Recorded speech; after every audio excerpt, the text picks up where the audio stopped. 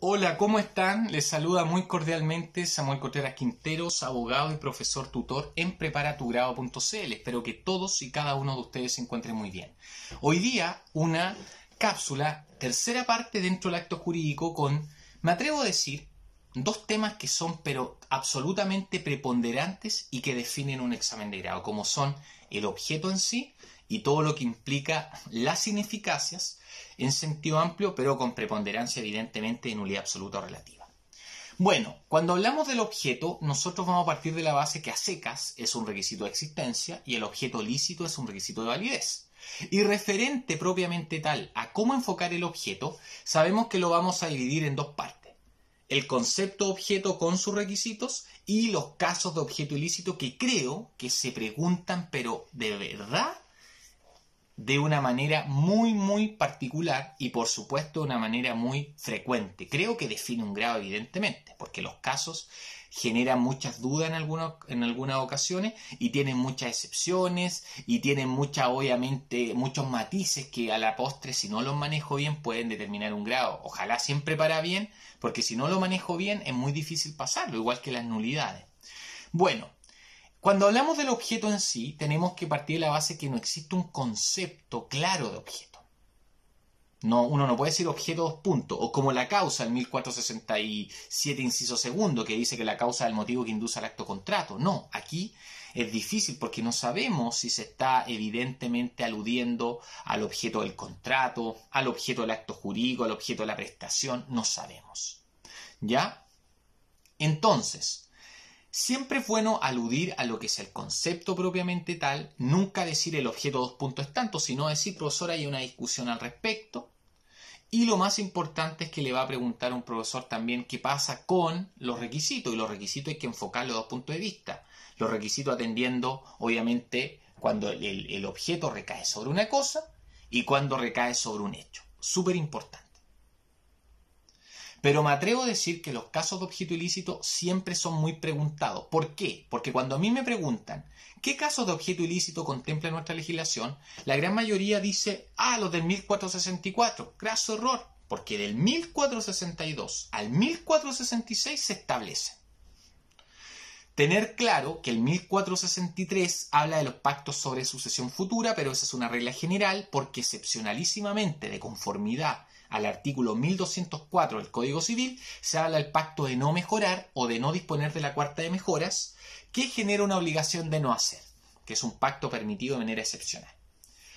El 1464, que es emblemático y que tiene 4 casos, es importante porque dice ahí un objeto ilícito en la enajenación. Entonces el profesor le va a preguntar, ¿qué me puede decir al respecto? Obviamente dice, en la enajenación no dice venta. Entonces es probable que un profesor le pregunte, en estricto rigor, si es, por ejemplo, lo mismo enajenación que venta.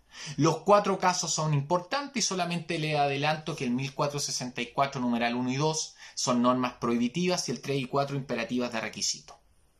Y el 1466 establece casos y se pregunta, ¿son los casos de objeto ilícito taxativo o no? Se llega a la conclusión que no, porque el 1466, parte final, dice, y generalmente en todo contrato prohibido por las leyes, lo que da a entender que pueden haber más casos.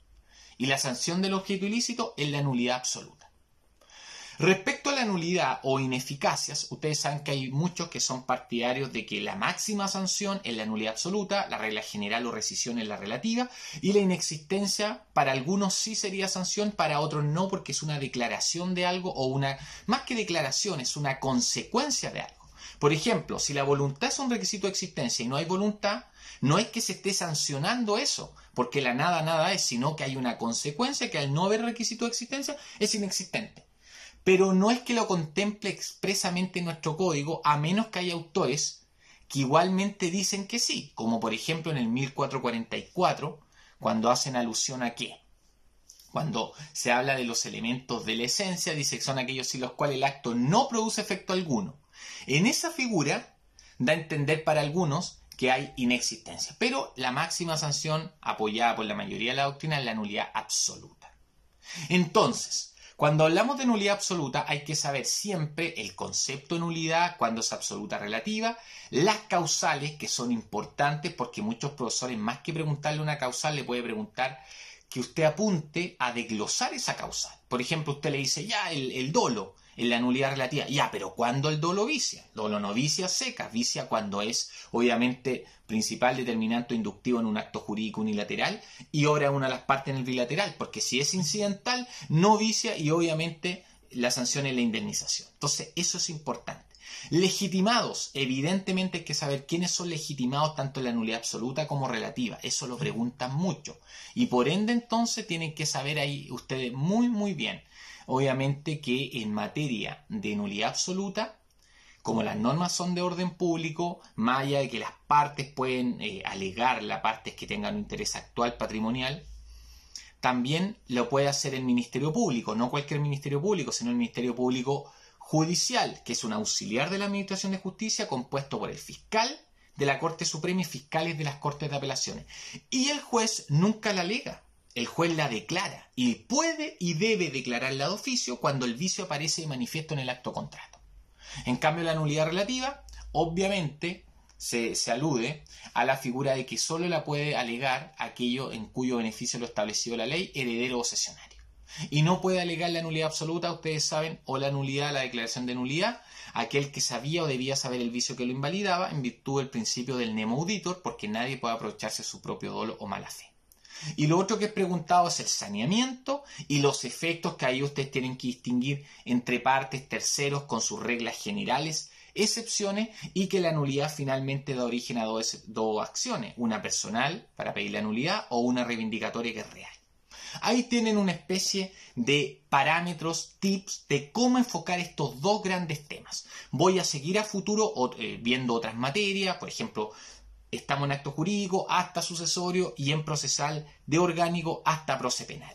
Gracias a todos, primero, los que están interactuando a través de Instagram, respondiendo algunas preguntas que nos sirven de gran ayuda a nosotros para matizar con la explicación y videos. 2. Recordarles que se han liberado nuevos cupos disponibles, limitados. Si tú nos quieres contactar, tienes Instagram, mensaje, Facebook, mensaje o a nuestro WhatsApp, más 569-6839-7734. Gracias a todos los que me siguen, comparten y comentan los videos. Siempre espero que les sea de gran utilidad. Y por supuesto, encantado en poder ayudarles. Deseo para ustedes un gran día, un gran resto de semana y ojalá que con todo esto que estamos viviendo, ustedes, sus familias, se encuentren muy bien. Un fuerte abrazo y que estén bien.